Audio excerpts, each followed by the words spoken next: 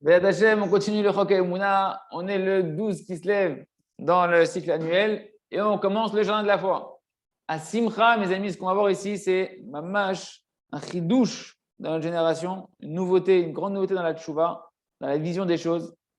Et c'est un fondement pour pouvoir véritablement avancer correctement, être heureux dans sa vie. Le Rav nous dit à Simcha, Trilat Abechira. La joie, c'est le début du libre arbitre. La joie, c'est le début du libre arbitre. Concentrez-vous bien, ça paraît simple, mais ce n'est pas évident de vivre ce qu'on va dire ici.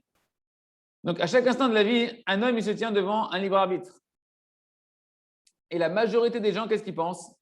Ils pensent que le libre arbitre, il commence quand je vais commencer à réfléchir, à prendre des décisions, qu'est-ce que je dois faire de bien, comment je dois le faire, etc. Il dit le Rav, en vérité, le libre arbitre, il commence avant ça.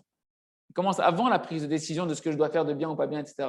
Le libre arbitre, il commence, est-ce que je vais être heureux de ma part ou pas de ce que je suis en train de vivre? Est-ce que je vais être Bessimcha ou pas être Bessimcha? Il se trouve donc, il dit le Rav, qu'en fait, le libre arbitre, il va se décomposer en deux parties. La première partie du libre arbitre, c'est le libre arbitre, le choix d'être heureux, d'être joyeux ou pas d'être joyeux. Et la deuxième partie du libre arbitre, c'est le libre arbitre que l'on connaît, nous, de prendre des décisions en fonction de chaque sujet. Et le Rav nous dit, c'est seulement si un homme il choisit correctement dans la première partie de son choix, c'est-à-dire qu'il va faire le choix d'être joyeux de la situation dans laquelle il est, et c'est qu'à ce moment-là qu'il pourra passer à la deuxième étape du libre arbitre et de bien choisir, de choisir correctement dans tous les détails des choix qu'il va avoir à faire, qu'est-ce qu'il doit faire, comment il doit le faire, etc., etc. S'il va faire bien, s'il a bien fait, s'il n'a pas bien fait, si c'est bien que je fasse comme ça ou plutôt que je fasse comme ça, etc. Et le Rav dit, si on regarde d'après les yeux de la vérité, si une personne, elle choisit bien, elle fait bien son premier libre arbitre, c'est-à-dire quoi? Qu'elle arrive de choisir d'être Bessimcha de la situation dans laquelle elle est, avant de faire le choix qu'elle va faire après. Alors, il n'aura quasiment aucune hésitation pour pouvoir faire le bon choix et de faire un choix que Kadosh Baruch Hu, il attend de lui, et ce choix-là, il va être facile. Mais si maintenant une personne, Chaz Shalom, dans son premier choix qu'il a dans son libre arbitre, il ne choisit pas correctement, c'est-à-dire qu'il n'est pas heureux de sa part, et bien alors le Rav nous dit, il ne pourra pas du tout passer la deuxième étape du libre arbitre, et il va se tromper, il va échouer dans l'utilisation de son libre arbitre. Pourquoi? Plusieurs raisons. Le Rav dit parce qu'une personne qui est triste, il perd complètement la force de son libre arbitre. Dès que tu es dans la tristesse, tu ne peux plus choisir correctement et arriver au bon choix qu'Hachem attend de toi. Pourquoi? Trois raisons, le Rabbi ramène ici. Premièrement, parce que lorsqu'une personne est triste, déjà, elle n'a plus les capacités mentales de choisir correctement et de tirer les bonnes conclusions. Deuxième raison, un homme, il n'a plus la force maintenant de pouvoir se bouger et changer ses actions. Une personne qui est triste, elle est lourde, elle est dans la paresse, elle est un peu anéantie. Et du coup, elle n'arrive plus à choisir et à changer ses actions dans la bonne direction qu'elle voudrait changer. Troisième raison, parce que lorsqu'une personne est triste, eh ben Hachem Chadasham, il n'est pas avec toi. Hachem, béni soit-il, il abandonne une personne qui est triste, Kaviachol, il l'abandonne, ça veut dire qu'il lui montre que dans la tristesse, il ne peut pas s'associer à lui. Et donc, c'est évident que sans Kadosh Baruch Hu, tu ne peux pas choisir correctement.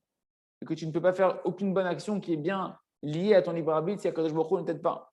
Alors, Hachem, de retenir aujourd'hui que mon libre arbitre, il commence d'abord par choisir d'être Bessimcha, et c'est seulement ensuite que je vais pouvoir choisir correctement comment me comporter dans ma vie, dans ma Avodat Hashem, Be'edat Hashem. C'est un chidouche, il faut le revoir, il faut bien écouter. On continuera demain, Be'edat Hashem, à expliquer ça. On continue avec le jardin des louanges. Connais ta place. Pourquoi un homme, en réalité, on est tellement chacun d'entre nous loin du niveau de Nachum Ish Gamzu, comme on a vu dans les pages précédentes? Pourquoi un homme, on n'arrive pas à digérer la dimension de Nachum Ish Gamzu qui dit Gamzu le Tova, même ça c'est pour le bien, hein, sur un tel décret qu'on voit que là c'est décrété que tout l'homme Israël il va être tué et que Dieu nous en préserve. Alors il dit on n'arrive pas à concevoir le niveau de Nachum Ish Gamzu pour deux raisons. Soit parce qu'on pense par rapport à l'histoire qui s'est passée, qu'on a vu dans les pages précédentes, que le César de Rome, on pense que c'est lui qui dirige, qu'il a un pouvoir, qui peut décréter qui c'est qui va vivre, qui c'est qui va mourir. Et dans ce cas-là, qu'est-ce que nous on va répondre à cette personne-là qui est dans ce niveau-là, qui pense ça, hein? Sache que le croyant, il sait que tout est entre les mains d'Hachem. Nachum Ish Gamzu, lui, il sait que tout est entre les mains d'Hachem. Et le César, en réalité, c'est qu'une poupée comme un pantin avec des fils dont les fils sont tirés par les mains d'Akadosh Baruch Hu. C'est pourquoi tout est pour le bien, parce que c'est Hachem qui tire les ficelles de ce pantin qui est le César, même dans un tel décret. Deuxième raison pourquoi on n'arrive pas à comprendre le niveau de Nachum et Gamzou. Tu veux comprendre Hachem. Tu veux comprendre Hachem. Et tu penses que toi, tu comprends mieux qu'Akadosh Baruch Hu. Tu sais mieux qu'Akadosh Baruch Hu, Chas Shalom. Et la réponse qu'on dit à celui qui comprend mieux qu'Akadosh Baruch Hu, c'est monsieur, s'il te plaît, un peu de derech eretz, un peu de bonne manière, sois un peu logique. Qu'est-ce que tu comprends? Toi, tu comprends mieux qu'Akadosh Baruch Hu, qu'est-ce qui est bien. Ce que toi, tu dois comprendre, il dit le Rav, c'est que par rapport à Akadosh Baruch Hu, tu es un écervelé, les gamrés, tu n'as pas de cervelle, tu ne comprends rien sans Akadosh Baruch Hu. Par rapport à Hachem, ton intellect, il est inexistant par rapport à l'intellect divin. Tu as des questions sur Akadosh Baruch Hu. Tu te demandes pourquoi Akadosh Baruch Hu il a fait la Shoah, pourquoi il a fait des pogroms dans l'âme Israël, pourquoi Hachem il tue des bébés. Tu as des questions sur Akadosh Baruch Hu. C'est-à-dire quoi? Qu'est-ce que tu veux en fait? Tu voudrais changer de Dieu, que Dieu nous en préserve? Tu veux remettre un autre créateur à la place d'Akadosh Baruch Hu? Alors, il aura me dire, c'est quoi ce que tu fais? Écris une lettre. Et même, c'est quoi? Peut-être fais même des élections. Que tu veux changer de créateur. D'après toi, c'est pas la bonne personne, qui est en poste. Parce que par tes questions, qu'est-ce que tu es en train de dire? Tu es en train de dire que tu comprends mieux que Kadosh Baruch Hu. Que toi, tu es plus miséricordieux que le créateur. Et que si toi, tu avais été responsable du monde et de la création, alors tu aurais fait autrement. Voilà ce qui se cache derrière tes questions. Sache que Kadosh Baruch Hu, il fait que le bien. En Rabba Olam, il n'y a aucun mal dans ce monde-là. Et si un homme il a des questions sur Hachem, qu'il sache qu'il est en train de perdre sa émouna complètement. Et c'est un misken, c'est une pauvre personne. Celui qui perd sa émouna, c'est un pauvre type. Est-ce qu'un homme il peut vivre sans émouna? Est-ce qu'un homme il peut vivre sans foi dans ce monde-là? Sans parler du monde futur, comment tu vas faire si tu perds ta émouna dans ce monde-là par tes questions? Qui c'est qui perd avec ces questions-là? Qui c'est qui est perdant avec ces questions-là? Il n'y a que l'homme qui perd. Akadosh Baruch Hu, tes questions, elles ne lui rajoutent rien, elles ne lui enlèvent rien. Tout ce que tu peux poser comme question sur Akadosh Baruch Hu, ça ne lui fait rien, Akadosh Baruch Hu. Hachem, c'est un roi qui est humble et il écoute tes questions et il se tait à Akadosh Baruch Hu. Alors qu'il a des réponses, mais par humilité, il ne te répond pas. Il te laisse chercher pour te donner du mérite. Pourquoi une personne a des questions sur Hachem? Parce qu'elle a un petit peu d'orgueil. Un petit peu d'orgueil. Parce que si jamais elle avait un tout petit peu d'humilité, la personne, alors elle se dirait à l'intérieur d'elle-même, est-ce que je peux comprendre moi le Créateur? Est-ce que moi je peux savoir qu'est-ce que chaque âme elle est venue réparer sur terre? Qu'est-ce que chaque âme elle doit faire dans son passage dans ce monde-là? D'où est-ce que je peux comprendre ce qu'Hachem y fait? Moi déjà c'est avec difficulté que je connais combien j'ai de chaussures dans mon armoire. Et maintenant je veux comprendre Akadosh Baruch Hu. Qu'est-ce qu'on attend de l'homme en réalité? En réalité on attend de l'homme juste un peu d'humilité.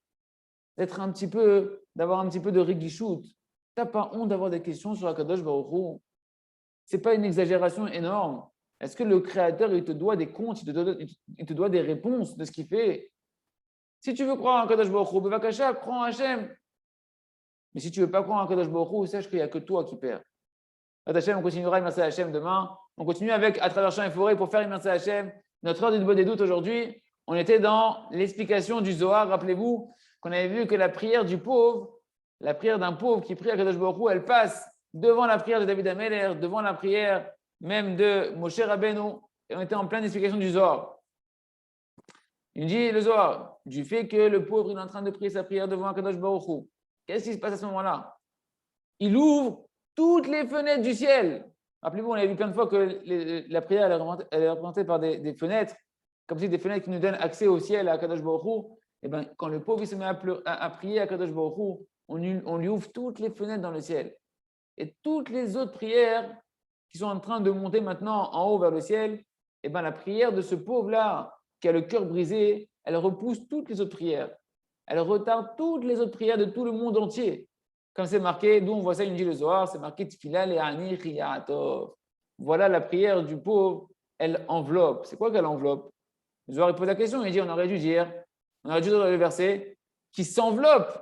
Le pauvre, il est en train de s'envelopper avec ses prières. Il s'enveloppe de ses prières. C'est quoi qui est atov qu'il enveloppe? Et bien en réalité, il dit le Zohar que ces prières aux pauvres, elles enveloppent toutes les autres prières. Et c'est un langage, en fait, ici, c'est pas un langage c'est un langage de retardé. Kaviachol, le pauvre, quand il est en train de prier, sa prière est tellement précieuse aux yeux d'Hachem qu'il entraîne un retard. Et il va retarder là-haut toutes les autres prières de montée tant que la sienne n'est pas arrivée devant Akadosh Baruch Hu. Parce qu'il nous dit ici, le Rav rajoute que le mot Ya'atov, qui veut dire enveloppé, eh ben, il a aussi un sens de retarder. Comme c'est marqué, Va'atif, Aton, il a retardé le troupeau. Rashi, là-bas, il dit que le mot Be'atif, qui veut dire aussi enveloppé, eh ben, là-bas, c'est un langage de retarder. Donc, Tfila le'anich Ya'atov, la tfila du pauvre qui enveloppe, c'est la prière du pauvre qui retarde les autres prières du Ham Israël. Pourquoi? Parce que sa prière, elle monte avant toutes les prières. Il nous dit le Zohar, les autres prières, elles ne peuvent pas monter devant Hachem tant que la prière du pauvre, elle n'est pas arrivée devant Akadosh Baruch Hu. Et Akadosh Baruch Hu, il nous dit, il dit à toutes les prières du monde entier qu'elles se retardent, qu'elles attendent un petit peu toutes les autres prières. Et que cette prière-là, de ce pauvre-là qui a le cœur brisé, qu'elle monte devant moi en première. Je ne veux aucun. Et Akadosh Baruch Hu, qu'est-ce qu'il dit, Akadosh Baruch Hu? Je veux que personne de mon tribunal céleste soit présent lorsque moi je vais me munir et je vais me réunir avec cette prière de ce pauvre-là qui est en train de monter. Je veux qu'il n'y ait aucun tribunal qui dise est-ce que cette prière-là, elle est digne d'être écoutée ou est-ce qu'elle n'est pas digne d'être écoutée. Et c'est ça qui est marqué dans le Zohar. Les fanav, mamash, yutanotav, tarmotav, vani, vaoni, levado. La tfila du pauvre, elle monte devant Hachem, véritablement devant Hachem. Il n'y a que devant Hachem. Il n'y a que Hachem qui se retrouve devant cette prière-là et personne d'autre. Et à ce moment-là, Kadosh Baruch Hu, il va s'unir avec cette prière-là, avec tous les tourments et les arguments que ce pauvre est en train de dire devant Kadosh Baruch Hu, comme c'est marqué, Vedifne Hachem Ishpor Sicho, Vedifne Hachem Mamash. Devant Hachem, il déverse ses paroles, ce pauvre-là. C'est devant Hachem Mamash, il n'y a aucun beddin, aucun accusateur qui peut empêcher cette prière de monter. Et elle a la priorité devant toutes les autres prières. Bet Hachem, on continuera demain et on verra comment en réalité ça fait référence aussi à notre Idbo des doutes. Quand nous, on parle à Kadosh Baruch Hu comme un pauvre qui vient demander à Kadosh Baruch Hu, cette prière-là, elle monte devant Hachem, il n'y a personne qui peut empêcher cette prière de monter. Et elle monte avec la carte prioritaire, B'at Hachem, qu'on puisse faire notre doute aujourd'hui. Et merci Hachem. On continue avec le jardin de la sagesse. Donc là, c'est les mots de Rabbi Nachman, le conte du sage et du simple. Et voilà que le sage, le philosophe, il a dit à l'intérieur de lui-même, si je me marie maintenant, ici, dans le pays dans lequel je suis maintenant, qui c'est qui va savoir qui je suis, mon parcours, d'où je viens, qui je suis devenu? C'est mieux peut-être que je retourne maintenant dans mon pays natal, là où j'ai grandi, pour que tout le monde puisse me reconnaisse et sache comment j'étais quelqu'un de petit à la base, qui était insignifiant et que maintenant je suis devenu avec une telle grande grandeur, qui est devenu orfèvre, diamantaire, tellement grand docteur, etc. Donc peut-être je vais retourner dans mon pays natal, comme ça je me marie là-bas et là-bas au moins on va prendre conscience de qui je suis. Donc le Rav nous explique un peu qu'est-ce qui se cache derrière le conte ici. On voit ici que toute la vitalité du philosophe, elle provient de son imaginaire. Que lui, il s'est décrit à lui-même une image qui pense que tout le monde pense sur lui, tout le monde a les yeux rivés sur lui, qu'il n'y a personne comme lui dans le monde, que c'est quelqu'un d'extraordinaire, que c'est le numéro 1 du monde. Et donc, il est en train de faire une réflexion dans sa tête, de se dire, c'est quoi, c'est mieux que je revienne dans mon pays natal. Comme ça, mon kavod, l'honneur qu'on va me donner, il va être encore plus grand. Et le Rav dit, pourtant, mais déjà, ici, tu es déjà honoré ici. Il n'y a que toi, toi et toi. Mais en fait, on voit que le Chacham, le philosophe, il se dit, ok, ici, il m'honore. C'est vrai qu'il m'honore ici. Mais ils ne savent pas d'où j'ai démarré. Ils ne savent pas de mon point de départ, d'où j'étais. Que j'étais rien du tout. Mais si je reviens maintenant dans le pays de ma maison, là où j'ai grandi, que là-bas, ils vont se rappeler de moi, comment j'étais véritablement quand j'étais petit, alors véritablement, là-bas, ils vont me donner un kavod encore beaucoup plus grand. Et du coup, ils vont me donner une femme, ils vont me proposer une femme en fonction du kavod qui pense qui me revient, donc une femme extraordinaire, etc. Alors, il dit, donc on voit encore combien le Chacham, le philosophe, il se contredit lui-même. Que maintenant, il a pensé de s'occuper du but de sa vie. D'après lui, le but de sa vie maintenant, c'est de se marier. Quel rapport maintenant entre je vais me marier et je vais retourner dans mon pays natal pour qu'on sache qui je suis, d'où je viens, etc., et ma grandeur? Il est complètement, le Chacham, dans une illusion de lui-même. Le Rav lui dit, et en plus de ça, hein, qu'est-ce que ça change que tu retournes dans ta maison, pas dans ta maison? Si tu te maries ici dans le pays où tu es, ou que là-bas, déjà, ici, on te dans ce pays-là, alors quoi, tu ne vas pas arriver à devenir quelqu'un de grand? On ne va pas savoir que tu es un grand docteur. Tout le monde va savoir que tu es un grand docteur. Qu'est-ce que tu crois? Les gens ils vont penser que tu es né docteur. Tout le monde va savoir que tu es devenu un docteur. Et que tu es devenu un si grand docteur parce que tu es quelqu'un d'intelligent, tu es quelqu'un qui a réussi, et que tu étais petit au début et qu'au fur et à mesure, tu as monté les échelons et tu es devenu un grand docteur. Donc, on voit ici qu'en réalité, toute la préoccupation du Chacham, ce n'est pas le but. C'est uniquement sa gava, c'est uniquement son honneur, c'est son extériorité, de pouvoir se montrer aux yeux des gens qu'il est le meilleur que tout le monde, que Dieu nous en préserve de cette gava qui sommeille à l'intérieur de nous, Beth Hashem, et qu'on puisse toujours aller dans le chemin du Tam, comme on verra dans quelques pages, Beth Hashem, le simple, qui savait être Besimcha Tamid, et qui ne faisait jamais cas du regard des autres, si ce n'était de faire plaisir à Kadosh Baruch Hu. On continue avec Or Hadash. Gamata Yachol, toi aussi tu peux. En réalité, de pouvoir changer et de devenir, on s'est arrêté à la dimension de pouvoir être Baba Saleh dans cette génération, toi aussi tu peux réussir, mon ami. Tu peux faire partie de ces nombreuses personnes qui ont pu changer leur nature. Le Rav nous dit les choses, c'est des choses qui ont été expérimentées, qui ont été testées, qu'on a vues de nos yeux, qu'on a entendues de nos propres oreilles, que celui qui travaille, il change. Celui qui travaille sur lui-même, il change. C'est pourquoi sois intelligent et essaye les conseils qu'on est en train de te dire ici et tu verras les preuves par toi-même. C'est dommage de rester dans des mots qui sont théoriques et dans des théories fumeuses. Venez goûter et voir combien Hachem il est bon, il dit David Ameller. Avant tout, goûte et vois toi avec tes propres yeux que ce qui est marqué dans ces lignes-là, c'est une vérité totale. Choisis, qu'est-ce que tu dois faire? Choisis un petit sujet, que tu veux voir des changements là-bas. Et tiens tous les jours au moins 10 minutes sur ce sujet-là, à prier, à vouloir, à désirer changer sur ce sujet-là, pendant un mois. Et tu vas voir comment toi-même tu vas changer. Il faut savoir, le Rav me dit que 10 minutes, ça peut marcher pour des petites choses. Mais lorsqu'on veut annuler un gros mauvais désir, qu'on veut réparer un mauvais trait de caractère qui est enraciné à l'intérieur de nous, 10 minutes, ce n'est pas suffisant. Il faut au moins une demi-heure par jour pendant des mois pour la déraciner. C'est pourquoi le Rav nous dit, si tu veux être intelligent, commence par prendre un petit sujet, quelque chose qui n'est pas trop dur à travailler. Travaille 10 minutes par jour dessus. Et quand tu vas commencer à avoir des changements, des résultats, ça va te donner de l'envie, ça va te donner de la confiance, de vouloir passer après une demi-heure pour changer des gros sujets qui sont difficiles de déraciner à l'intérieur de toi, que c'est ça l'essentiel de ta réparation et de ta mission. Comme on a dit qu'un homme qui veut savoir le Harizah, il dit que tu veux savoir c'est quoi que tu viens réparer sur Terre, prends ce qui est le plus difficile pour toi de changer. Donc, si tu veux véritablement faire ta mission, il va falloir passer après une demi-heure sur les gros sujets. Commence avec 10 minutes, vois des résultats et encourage-toi pour passer à une demi-heure sur les gros sujets. Tout celui qui est en train de lire ce chapitre-là ou d'écouter ce chapitre-là, il doit arriver à la bonne conclusion. Tu dois comprendre que ta vie, elle est entre tes mains, à toi et à toi seul. Et toi aussi, tu peux facilement changer véritablement.